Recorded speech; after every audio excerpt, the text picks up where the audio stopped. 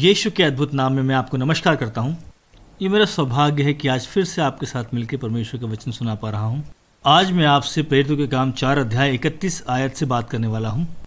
मुझे ये आयत इसलिए पसंद है क्योंकि ये प्रेरितों के काम की पुस्तक की पूरी रूपरेखा बता देती है। इस एक आयत के द्वारा आप बता सकते हैं कि प्रेरितों के काम की पुस्तक आखिर किस विषय में है। बाइबल बताती है जब वे प्रार्थना कर चुके तो जिस स्थान पे वे जमा थे वो हिल गया और वे सब के सब पवित्र आत्मा से भर गए और उन्होंने परमेश्वर का वचन पूरे साहस के साथ सुनाया। यहाँ पर प्रार्थना हो रही है, वे हिल जाते हैं और वे परमेश्वर से भर जाते हैं और उन्होंने बड़े साहस और हियाव के साथ परमेश्वर का वचन सुनाया। प्रेरितों के काम की पुस्तक की कलीसिया का यही ढंग था और हाँ, यही उस कलीसिया का ढंग है जो कलीसिया जागृत हो चुकी है। प्रार्थना करने का एक तरीका है जो जागृति की ओर अगुवाई करता है और वो सुसमाचार प्रचार की ओर ले चलता है। यही आप इस वचन में देख रहे हैं और इतिहास में जब कभी परमेश्वर ने कार्य किया है ऐसा ही हुआ है। आज मैं फिर से लुइजियाना कॉलेज में हूँ और आपके साथ परमेश्वर का वचन बांट रहा हूँ। जिस कारण से मुझे यहाँ समय बिताना पसंद है वो यह है कि ये स्थान मेरी यादों में विशेष स्थान रखता है। जब यहाँ मैं लुइजियाना कॉलेज में नया छात्र था, मैं यीशु में बिल्कुल ही नया विश्वासी था। हम अपने कमरों में मिला करते थे और हमारे कमरों में प्रार्थना सभाएं होती थी। मैं उन प्रार्थना सभाओं को कभी नहीं भूलूंगा। हम अपने स्कूल के लिए प्रार्थनाएं करते, अपने मित्रों के लिए प्रार्थनाएं करते और अपने भविष्य के लिए प्रार्थनाएं किया करते थे।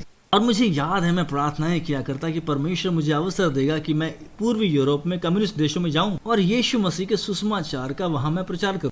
और मेरी अधिकांश सेवकाई इसी के इर्द गिर्द हुई। बहुत सालों तक मैंने केवल यही किया।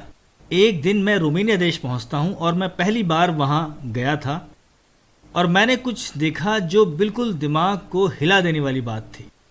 मैं वहां एक कलीसिया में गया और वो कलीसिया रोमानिया में जागृति आंदोलन का केंद्र था। कलीसिया प्रारंभ होने के कई घंटों पहले वह खचाखच भरी थी। वहां पर पैर रखने की भी जगह नहीं थी। वे वहां सभा में शामिल होने नहीं आए थे। वे तो वहां पर कलीसिया के 1 घंटे पहले आकर प्रार्थना करने के लिए जमा हुए थे और उस कलीसिया का यही तरीका था। उस कलीसिया की तरक्की हुई और मैं बाद में आपको बताऊंगा और जो कुछ रोमानिया में घटित हुआ।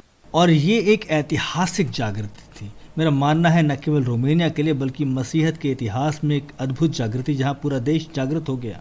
और मैं आपको बता दूं, अब जब मैं इस कॉलेज के प्रांगण में हूं तो इसी क्षण इसी घड़ी एकमात्र यूनिवर्सिटी जो पूर्वी यूरोप में मान्यता प्राप्त है वो यूनिवर्सिटी रोमानिया में है और ये उसी कलीसिया से बढ़कर निकली है जहां पर वे लोग प्रार्थना कर रहे थे। देखिए, प्रार्थनाएं जागृति को उत्पन्न करती हैं।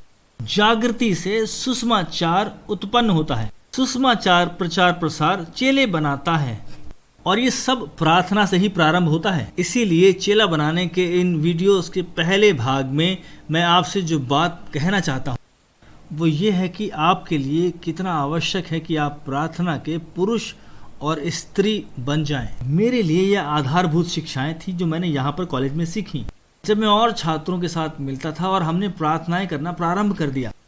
परमेश्वर ने अद्भुत काम किया और उसने मुझे यीशु के लिए संसार को जीतने के काम में आगे बढ़ा दिया।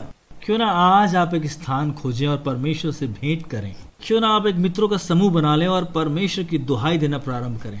अपने देश के लिए प्रार्थना करें, अपने समुदाय के लिए, अपने मित्रों के लिए प्रार्थना करें और देखिए परमेश्वर क्या करते हैं। प्रार्थनाएं जागृति की ओर ले चलती हैं। जागृति सुसमाचार की ओर अगुवाई करेगी और सुसमाचार यीशु के चेलों को उत्पन्न करेगा।